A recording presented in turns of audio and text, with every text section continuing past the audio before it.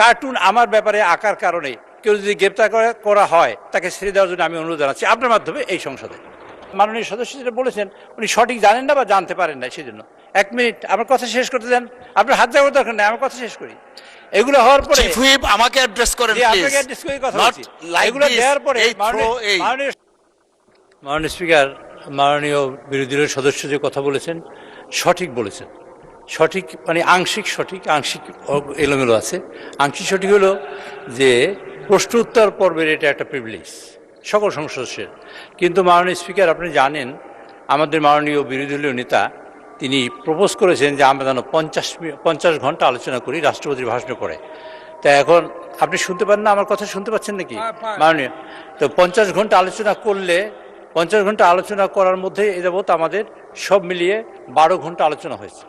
কাজে বাকি সময়টা আলোচনা যদি আমরা করতে চাই, মাননীয় সদস্যবৃন্দ আলোচনা করবেন, মাননীয় বিরোধী দলীয় নেতার মূল্যবান বক্তব্য রাখবেন এবং মাননীয় সংসদ নেতা মূল্যবান বক্তব্য রাখবেন এবং অন্যান্য মন্ত্রীবর্গ বক্তব্য রাখবেন। সেই সব মিলিয়ে আমি হিসেব করে দেখি যে কোনোভাবেই আমরা যদি 30 তারিখে সংসদ শেষ করি তাহলে এই সময়ের মধ্যে সময় কভার করা যায় না। সেই কারণেই প্রশ্নটা টেবিল করা হয়। কিন্তু এটা যদি মাননীয় সদস্যবৃন্দ চান যে আর রাত 10টার মধ্যে চলুক, তাহলে আমরা সংসদের এই প্রশ্নোত্তর টেবিল করতে চাই না। আমরা নিজেরাই অ্যাকাউন্টেবল, এটা গভর্নমেন্টের যে অ্যাকাউন্টেবল এবং সেটা আমরা নিশ্চিত করবেন সেটা আমরা চাই, আমরা আন্তরিকভাবেই চাই। কিন্তু এই সমস্যার কারণে আমরা এটা করতে পারছি না বলে আমরা দুঃখিত। যদি বলেন আপনার মাননীয় সদস্যবৃন্দ একমত হয় যে আমরা রাত 10টা পর্যন্ত চালাবো, তাহলে আমরা 2 ঘন্টা সময় পেলে এখানে আমাদের ভাইজান আমার কথা বলার সুযোগ দিন ভাই। আচ্ছা, তো সুতরাং সেটা তখন এটা করা যেতে পারে। Please allow Chief Whip to talk. Please, other member of this house. আচ্ছা, এগুলো allow করেন Chief Whip সাহেবকে।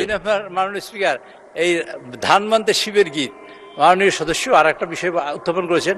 মাননীয় চিফ হুইপ, আমি এখানে খুব বলেছি যে 2-3টা তিমিরের কথা বলা হয়েছে আর 2টা হাঙ্গরের অর্ডার দিয়েছি, সবাইকে দাওয়াত করেছিলাম। এই বিষয়ে একটা কার্টুনের আকারে কোনো এক ব্যক্তিকে গ্রেপ্তার করা হয়েছে। মাননীয় স্পিকার, আমি জানি এটা উঠতে পারে সংসদে, এই জন্য আমি ফাইল নিয়ে এসেছি আর এটা আমার টেলিফোন আছে। মাননীয় স্পিকার, আমি অনেকগুলা চিঠি দিয়েছি, জিডি এন্ট্রি করেছি, কোনো ব্যক্তির বিরুদ্ধে নয়। আমি নিজে মানে আমার দলের লোকেরা করেছে জিডি এন্ট্রি প্রত্যেকটা থানায়। জিডি এন্ট্রিটা করা হয়েছে এই জন্য আমি ফাইল নিয়ে এসেছি। জিডি এন্ট্রিটা হয়েছে 1/12-তে আর 17/12 এবং 20/12-2025 জিডি এন্ট্রির টাইম এখানে আছে, এটা ফেসবুকে আছে, আমার ফেসবুকে আমি লিখে দিয়েছি। এই তারিখে আমার বিরুদ্ধে এবং আমার দলের বিরুদ্ধে, আমাদের নেতাদের বিরুদ্ধে অসংখ্য কুৎসা রটনা হয়েছে, মিথ্যা এবং বিভ্রান্তিমূলক, অসম্মানমূলক, অসৌজন্যমূলক এবং কুরুচিপূর্ণ এবং অনেক কথা বলা হয়েছে। বিশেষ করে আমাদের এখানে মন্ত্রীবর্গকে নিয়ে, তখন কেউ মন্ত্রী হয় না, এমপি হয় না, এরকম সময়। তো আমরা এটা অনুপায় হয়ে আমরা বলেছি কতগুলো ফেক আইডি থেকে এগুলো করা হয়। তা আমি অনুপায় হয়ে তখন আমি ইলেকশন কমিশনে এসেছি, চিফ নির্বাচন কমিশনে দেখা করে তার কাছেও কাগজ দিয়েছি। সেটা জানুয়ারি মাসের 1 তারিখে, আমি জানুয়ারি মাসের 6 তারিখে কাগজ দিয়েছি। দিয়ে তারপর বলছি যে আপনারা এই সব ফেক আইডি থেকে যেসব প্রচার হয় তা বন্ধ করার চেষ্টা করবেন। তো এইটা হয়েছে। তারপরে এক পর্যায়ে অনুপ্রায় হয়ে আমি রিটার্নিং অফিসারকে আমি ওই 1/6 আমি আর একটা চিঠি দিয়েছি, রিসিভ করা কপি সব, এগুলো তো আমি দেখাচ্ছি সবই রিসিভ করা কাগজ এখানে। এই রিসিভ করা কাগজ এগুলা মাননীয় সদস্য যেটা বলেছেন উনি সঠিক জানেন না বা জানতে পারেন না, সেই জন্য। এক মিনিট আমার কথা শেষ করতে দেন, আপনার হাত যাওয়ার দরকার নেই, আমার কথা শেষ করি।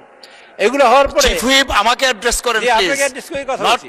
এগুলো দেওয়ার পরে মাননীয় সদস্য আমাকে অ্যাড্রেস করেন। এই সব দেওয়ার পরে আমরা অ্যাকচুয়ালি কোনো সুরাহা করতে পারিনি।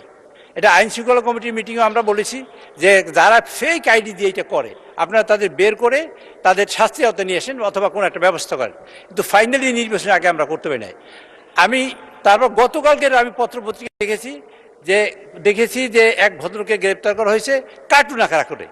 মাননীয় স্পিকার, আমি আপনাকে দ্ব্যর্থহীন ভাষায় এবং পরিষ্কার করে বলতে চাই, কার্টুন আমার ব্যাপারে আঁকার কারণে কেউ যদি গ্রেপ্তার করা হয় তাকে ছেড়ে দেওয়ার জন্য আমি অনুরোধ জানাচ্ছি আপনার মাধ্যমে এই সংসদে। কিন্তু এটা আমি আমার ফেসবুকে লিখে দিয়েছি, আজকে পোস্ট করেছি। কিন্তু ওই ভদ্রলোক এখন পর্যন্ত আমরা জানি না এইসব সাইবার কার্যক্রমের সাথে জড়িত কিনা, এখন পর্যন্ত আমি জানি না, আর কেউ জানতে পারে। সুতরাং ওই ভদ্রলোক যদি সাইবার কার্যক্রমে জড়িত থাকে এবং এই লোকটা সেইটাই যদি ওই লোকই হয় যে লোকটা আমি চিনি এবং সেই লোকটাই যদি এই কার্যক্রমে জড়িত হয়, তা আমি মনে করি আমাদের সকলের স্বার্থে, এই যে বিরোধী দল হোক আর সরকারি দল হোক, যে একজন মানুষের মানহানি করা, একজন মানুষের কুৎসারচনা করা, কুরুচিপূর্ণ কোনো বক্তব্য রাখা যায় না। তো এর মধ্যে দেখা হয়েছে মাননীয় স্পিকার, একটা সাইবারের ইনফরমেশন কালেকশন করে আমরা দেখেছি বিভিন্ন পদ্ধতিতে, এই কালকে থেকে জানার পর থেকে আমরা কালেকশন করেছি, তাদের দেখেছি এক ভদ্রলোক, এই হাসান নামে তার ভদ্রলোক, তিনি অনেক কিছু কার্যক্রমের সাথে জড়িত, ম্যান পাওয়ারের সাথে জড়িত, মানুষ এক্সপোর্টের সাথে জড়িত। ভাই আমার কথা শেষ করতে দেন কাইন্ডলি। আচ্ছা, এবং ইয়ের সাথে মানি লন্ডারিং সাথে জড়িত, এরকম অনেক ইনফরমেশন এখানে আছে। এটাও কতখানি সঠিক তা আমি জানি না।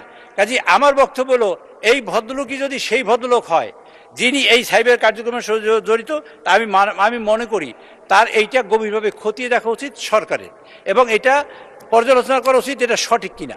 যদি সঠিক হয় আমি মনে করি সেটা আইনের আওতায় আনা উচিত, যদি সঠিক না হয় তার ব্যাপারে তার ব্যাপারে আমার কোনো অভিযোগ নেই। ধন্যবাদ মাননীয় চিফ হুইপ। মাননীয় স্পিকার, আরেকটু কথা শেষ করতে চাই।